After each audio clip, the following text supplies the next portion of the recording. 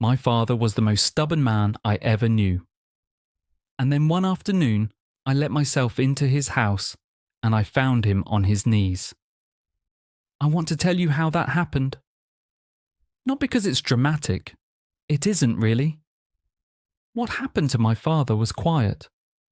But it's the truest thing I know about God. And if there's someone in your life whose heart seems welded shut, or if that someone is you, I think you need to hear it. My father built things. Houses mostly. He had hands like tree roots and a back that never gave out until it did. He believed in work. He believed in what he could see and measure and hold.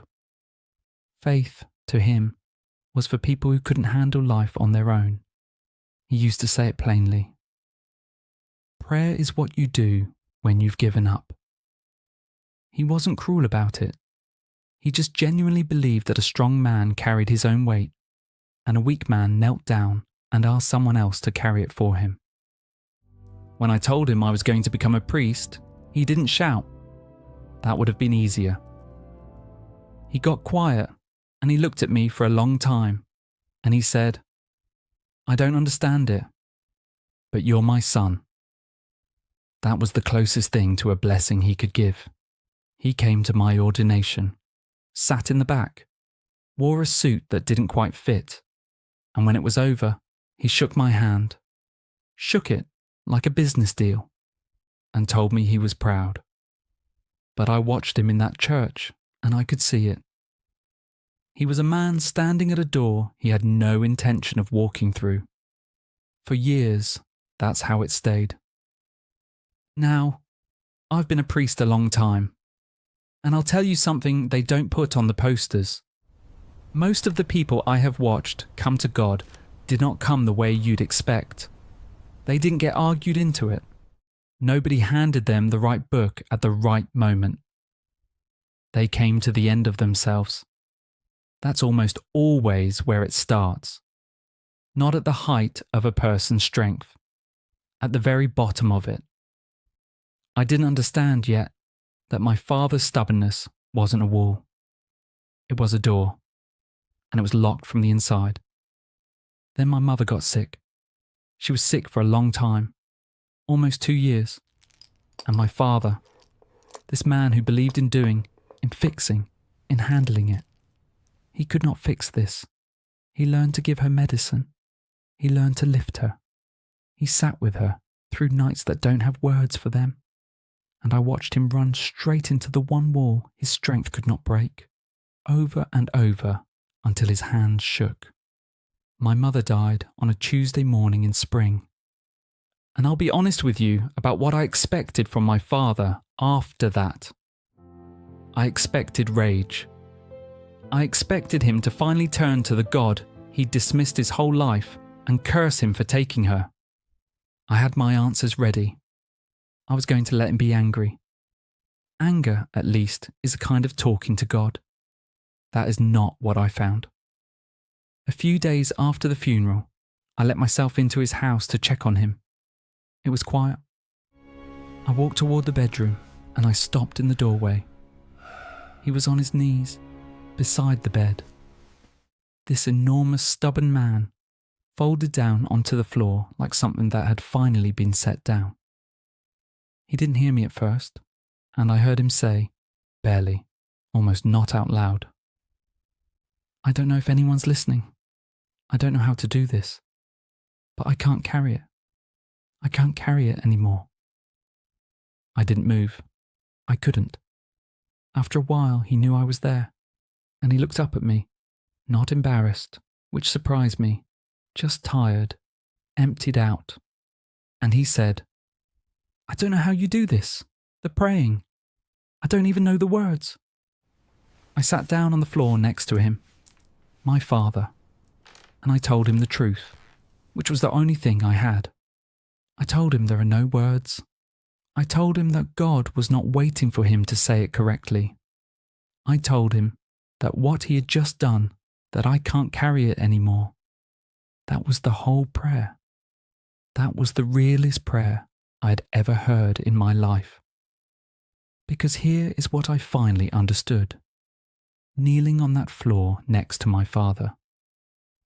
His strength had never been the thing keeping him close to God. It had been the thing keeping him away. For 70 years, I can handle it myself, had been the locked door. And grief, terrible, holy grief, had done what 70 years of my sermons never could. It cracked it open. Just a crack. That's all it was.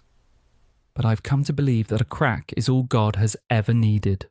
There's a line in Scripture I thought about that whole spring. It says of God that a bruised reed he will not break, and a smoldering wick he will not snuff out. I used to think that line was about gentleness. Now I think it's about attention. It means God is not scanning the room for the strong and the whole and the impressive. He's bent down low, watching for the ones who are almost out, the bruised, the barely lit, the ones down to their last flicker. My father was a smouldering wick, and God did not snuff him out. He leaned in close and breathed. What came after was not a lightning bolt. I want to be careful here, because I think we do people real harm when we sell them fireworks. My father did not become a holy man overnight. He became a beginner. At 70 years old, he started coming to Mass.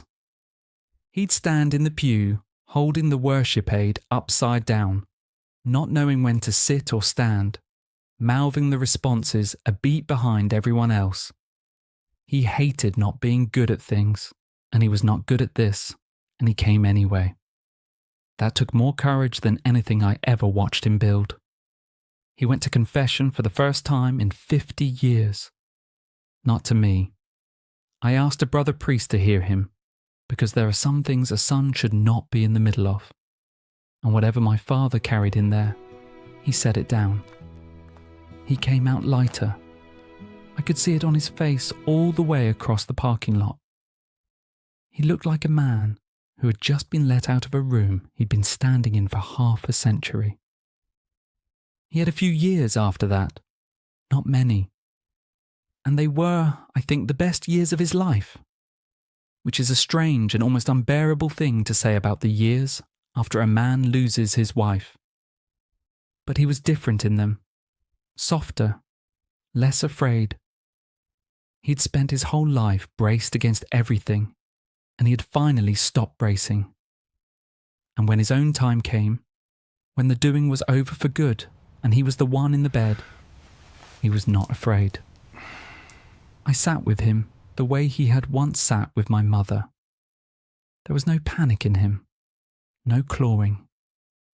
He had already done the hard part years before, on his knees on that bedroom floor. The dying was almost gentle by comparison, because the surrender had already happened. He died in the peace of a man who had finally stopped running. I've thought a long time about my father and about what actually happened to him that spring. And I keep coming back to two men in the Gospels. One is a thief, dying on a cross next to Jesus at the very end of a wasted life, with nothing left to offer and no time left to fix anything. And he turns his head and says, in so many words, remember me. Just that. And he is told, today you will be with me. A whole life of nothing, answered in the last hour, through a crack the width of a single sentence. The other is a father. In the story Jesus tells, a son wanders off and wastes everything and finally comes shuffling home in shame. And Scripture says that while the son was still a long way off, the father saw him. Which means the father was watching the road. Which means he had been watching the road the whole time. And he runs. God runs. That is the part I most want you to hear. My father believed that when he finally knelt down, he was beginning some long journey toward a God who was far away and might not even be there. He had it backwards. God had been running towards him the entire time. For 70 years. He was only ever waiting for the door to open even an inch. So let me ask you the question I really called you here to ask. Whose road are you watching? And who is watching yours? Maybe you have a father like mine, or a brother, a husband, a child, someone you have half given up on, someone whose heart seems welded shut, who has told you 100 times that they don't need any of this. Hear me. Their strength is not the thing you are up against. Their strength is the door. And doors, even the ones locked for 50 years, can crack. You cannot force it. But you can keep watching the road. You can keep praying, badly, in words that don't come out right. That counts. That is the whole prayer. And maybe the stubborn one is you. Maybe you have been carrying all of it yourself for a long time, and you are tired, and some quiet part of you has come to the end of what you can carry. If that is you, then hear the only thing I really know. You do not have to do it right. You do not have to know the words. You only have to stop bracing. God is already on the road. There is one more thing, and then I'll let you go. The reason my father died unafraid is that, near the end, he finally understood what was actually coming. Not a void, not nothing. Most people fear death for a simple reason. No one ever told them, plainly and honestly, what the church actually believes happens in those final hours. The moment of death. The meeting with God that follows it. And what is being prepared for us on the other side of it. That is why I wrote a short book called The Last Hours. It isn't frightening. It's the opposite. It is the honest account I wish someone had handed my father decades earlier. What happens at the threshold, and why a Christian can walk toward it without fear. If that's something you need, for yourself, or for someone whose heart you're praying will crack open, you will find it linked below. Keep watching the road. He is. I'll see you soon.